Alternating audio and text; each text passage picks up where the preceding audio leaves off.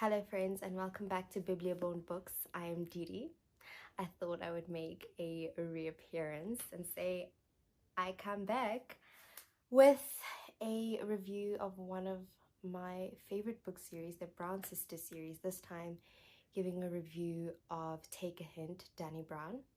If you don't know, the first book is Get a Life, Chloe Brown, and it follows these three sisters. And seeing as the third book, the last installment in this series is Act Your Age, Eve Brown, is coming out in this month of March, I thought, hey, let me really just get my thoughts out. I already shared my review on Goodreads and IG, but those were very condensed, so I really just want to pour out the deeds. Okay, so on Goodreads and on IG, I gave this 5 stars, and it was a very easy 5 stars to give out. This basically follows Dani Brown, who is an academic and a professor. She is super aspirational, super ambitious. She really has it together. She is goal-oriented and she knows what she wants out of life, and she's after her career. And so she does have an itch to scratch here and there. So she's looking for the perfect situation, which is a friends with benefits. So one night she and a friend make this prayer, this witchy prayer, to say, hey, please, universe, send me the perfect friends with benefits. And then 6 months later, Danica is in her office. She's completely forgotten that there's a workplace drill. And one of her friends that works in the building, Zafir Ansari, which is the hero in this book, realizes that during the whole workplace drill and the evacuation, Dani is missing in action. He goes into the building and brings her out, and when he exits the building, he has her in his arms, and everyone else who was outside the building during this drill is, I don't know, they think this is like some romantic swoon-worthy moment, whips out their phones, records Zaf and Dani, and then posts it all over social media. So quickly, overnight, Zaf and Dani become a viral sensation, and they become the hashtag Dr. Rugby, and everyone is shipping them. They are the couple of the moment.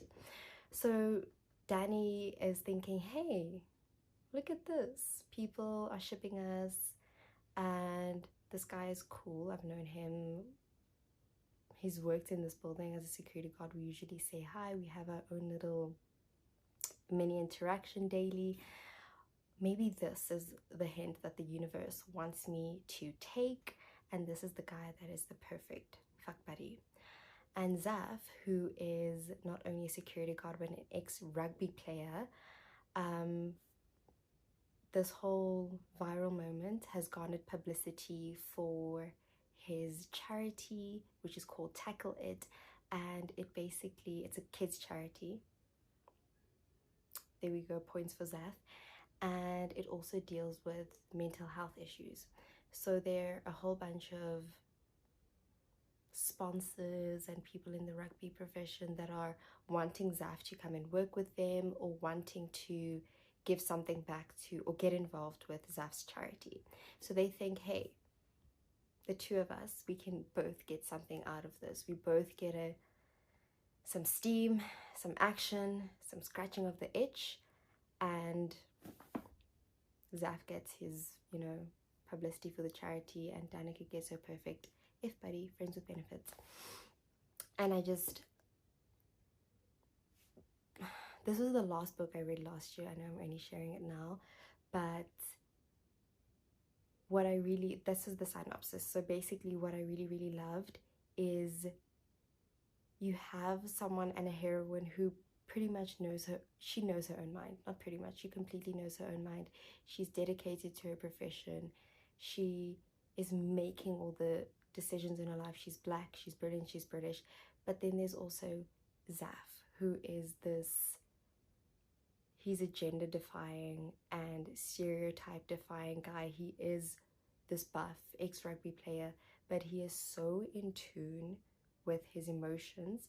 He is emotionally available. He is conscious of himself and the emotions that he is going through, and he is dealing with anxiety. And I think what Hibbert did, she has one of those fine hands. So if you do, or if you have struggled with mental illness, I think you will definitely find that she has done a great job of Zaf's character and describing what he deals with on a daily basis. And there's something that you'll definitely relate to. And apart from that, Zaf really likes romance books. And I have these tabs that I want to read. I have so many quotes, but I actually wanted to read this out. And this is if someone had ever gone into my mind, it is Hibbert, to just eloquently say in the most perfect way why I am an avid romance reader and what the appeal that romance holds for me. So this is what Zaf says. And he says, okay, but it's all about emotion, Dan. The whole thing, the whole story, the whole point. Just book after book about people facing their issues head on and handling it, and never ever failing, at least not for good. I feel like my world had already ended unhappily, but every book I read about someone who'd been through the worst and found happiness anyway seemed to say the opposite. Like my story didn't need to be over if I didn't want it to. And there's a whole lot more, but I don't want to carry on and on with the whole thing. But